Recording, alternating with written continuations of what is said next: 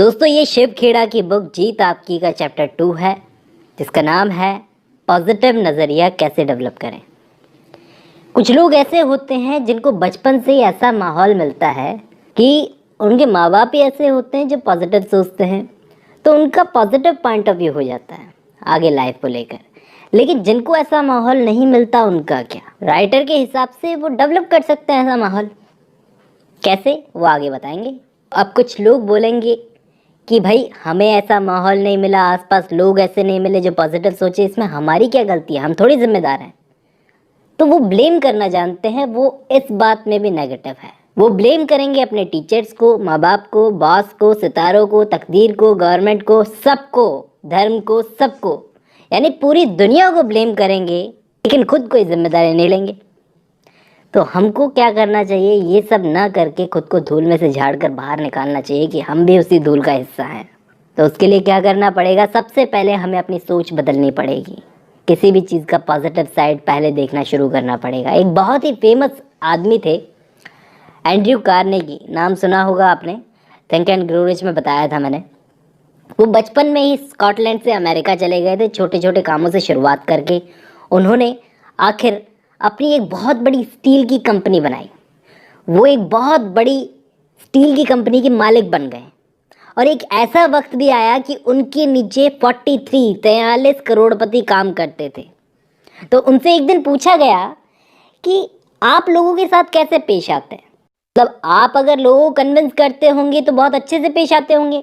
तो इस पर एंड्रयू कार्नेगी ने क्या जवाब दिया कि लोगों के साथ पेश आना ठीक वैसा ही है जैसा हम गोल्ड की खुदाई करते हैं। डिस्कवरी पे आपने देखा होगा गोल्ड की खुदाई होते हुए। तो जरा से गोल्ड को खोदने के लिए हमें टनों मिट्टी उसके ऊपर से हटानी पड़ती है, तब जाकर हमें 1 तोला सोना मिलता है उस खुदाई के बाद में, 1000 किलो मिट्टी हटाने के बाद में। लेकिन उस वक्त उस खुदाई के दौरान हमारी नज़र मिट्टी पे होती है क्या?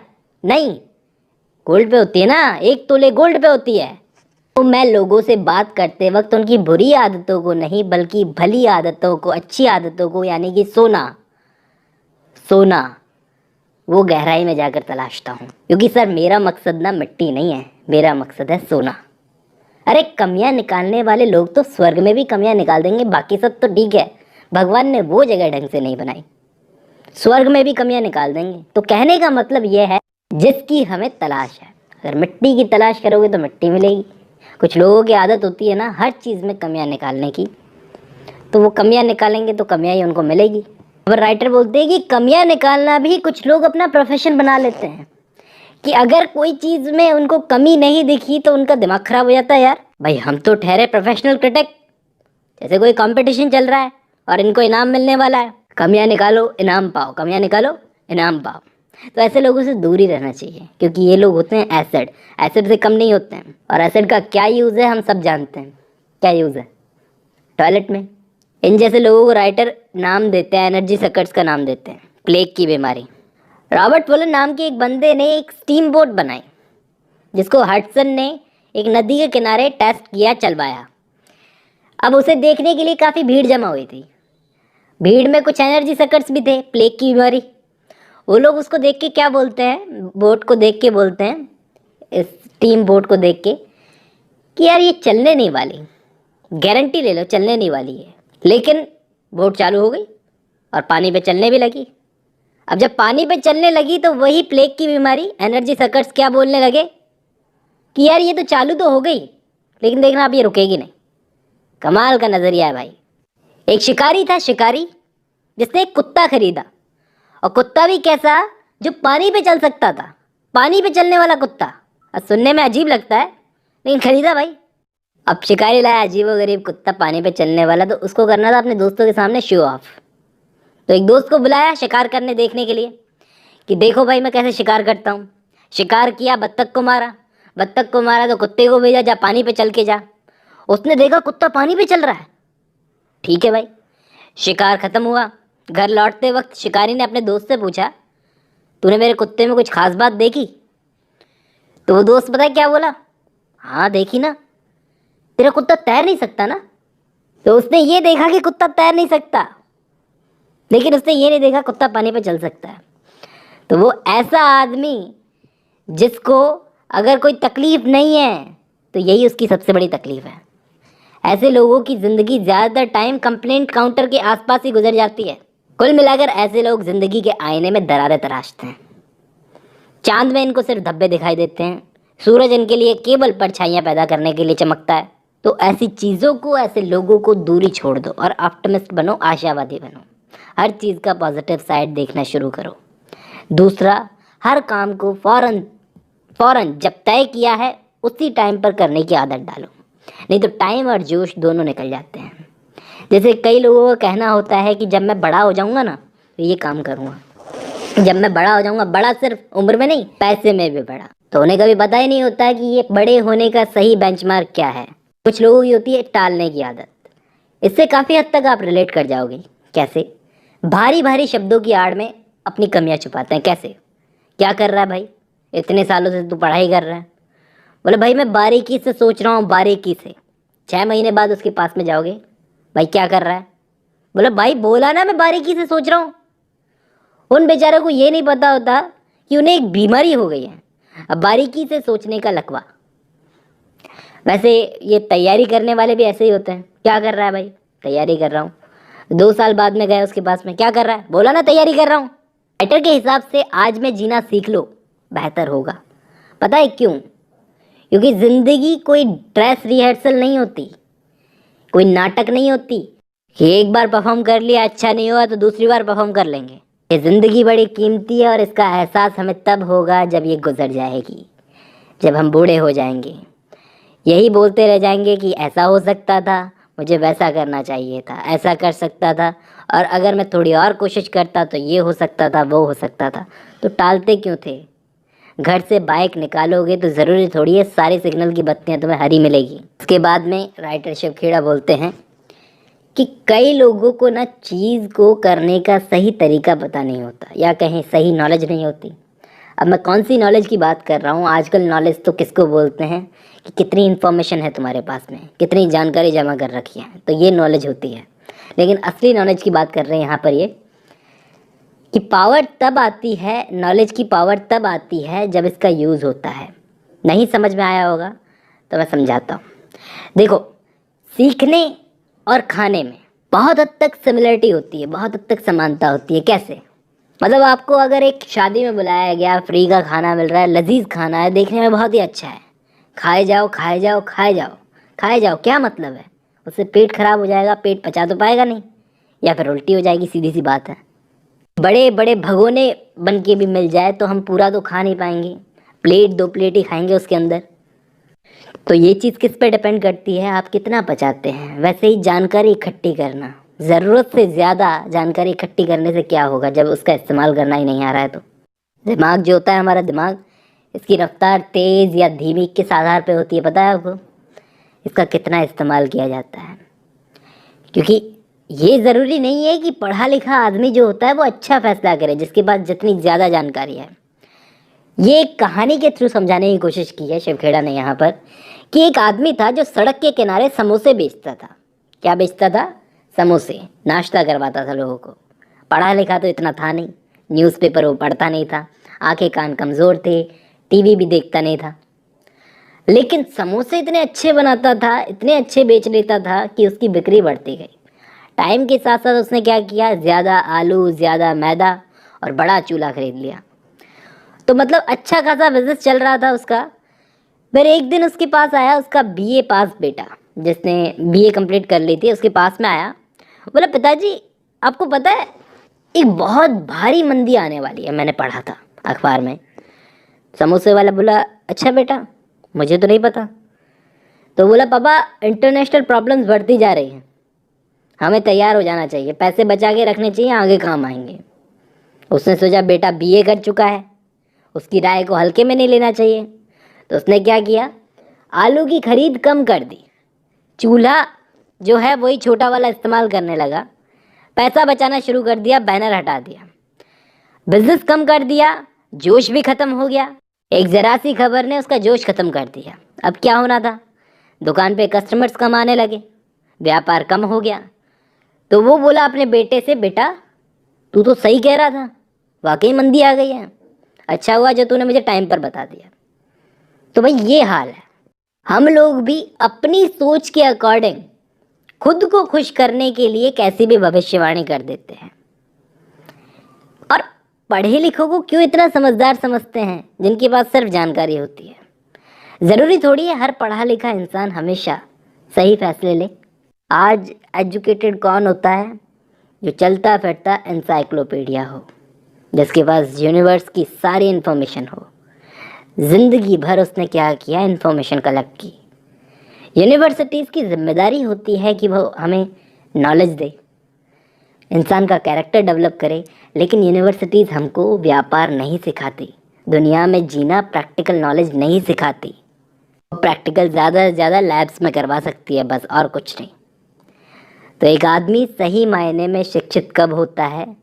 जब वो अपने रोज़ आने वाले अपने हालातों का सामना करना सीख जाए, सही फैसला करे, उसका कैरेक्टर अच्छा हो, और किसी से बात करे तो ढंग से करे। और भी बहुत सारी खूबियाँ होती है, और ये खूबियाँ अगर किसी आदमी के पास है और डिग्री नहीं है तो भी वो एजुकेटेड होगा वो।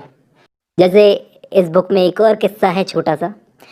क्लास 10th में आपने कितने सब्जेक्ट पढ़े थे? याद करके बताओ। मैंने तो 6 पढ़े थे, हिंदी, इंग्लिश, साइंस और संस्कृत, और एक और था SST, सोशल स्टडीज़। तो ये 6 सब्जेक्ट्स थे। अब ज़रूरी थोड़ी है मुझे 6 के 6 सब्जेक्ट्स में इंटरेस्ट हो। मेरा तो इंटरेस्ट लिटरेचर की तरफ था, हिंदी और इंग्लिश दोनों टाइप की लिटरेचर की तरफ। तो ये जो सिस्टम होता है ना, ये इसको कहते हैं बहुमुखी शिक्षा। ये वैसा ही होता है जैसे एक जंगल में जानवरों के लिए एक स्कूल खोला गया। जिन जानवरों में चिड़िया, गिलहरी, मछली, कुत्ता, खरगोश ये सब पढ़ने आए, और इनके साथ में थी एक दिमागी रूप से कमज़ोर ईल मछली। ठीक है। इस स्कूल के कैरिकुलम में शामिल किया गया सब्जेक्ट्स में उड़ना, पेड़ पर चढ़ना, तैरना, बिल खोदना, ये सब सिखाया जाएगा। अब सब जानवरों को कुछ ना कुछ तो आता ही था। चिड़िया उड़ने में माहिर थी, तो उसको उस सब्जेक्ट में तो A ग्रेड मिला, लेकिन बिल खोदने के चक्कर में वो अपनी चोंच और पंख दोनों तुड़वा बैठी। इसके बाद क्या हुआ? वो उड़ने के लायक भी नहीं रही, उड़ने में भी उसको C ग्रेड मिलने लगा। जबकि गिलहरी पेड़ पर चढ़ने में A ग्रेड मिला था उसको, लेकिन तैरने में वो बेकार और बाकी काम करने में बेकार। मछली तैरने में बहुत अच्छी थी, तो तैरने में उसको A ग्रेड मिल गया, लेकिन बाकी चीज़ करने के लिए उसको पानी से बाहर आना पड़ता। और कुत्ता तो स्कूल ही नहीं आता था। वो इस बात को लेके झगड़ता रहता कि तुमने सब्जेक्ट्स में, कैरिकुलम में भौंकना क्यों नहीं शामिल किया। खरगोश अपना बिल खोदने में बहुत अच्छा था, लेकिन बाकी कामों में, जैसे पेड़ पर चढ़ने की वजह से वो गिर गया और उसका ब्रेन डैमेज हो गया। तो आखिर क्लास का टॉपर बना कौन? क्लास का टॉपर बना दिमागी तौर से कमज़ोर ईल मछली, क्योंकि उसने जैसे तैसे हर काम को आधे अधूरे ढंग से पूरा कर लिया था।